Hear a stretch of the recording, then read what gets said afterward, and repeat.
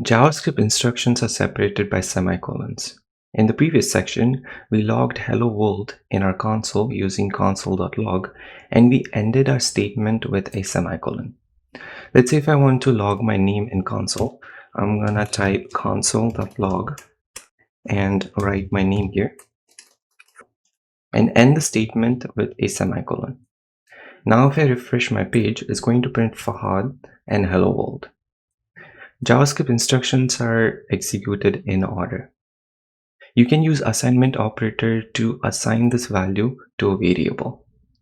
For that, I'm gonna say let name is equal to Fahad and end the statement with a semicolon.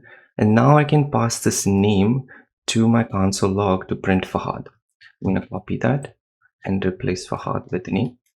And now if I refresh the page, nothing is going to change because the value Fahad gets assigned to name by using this equal to assignment operator, and then it prints in console log, and then it prints hello world here.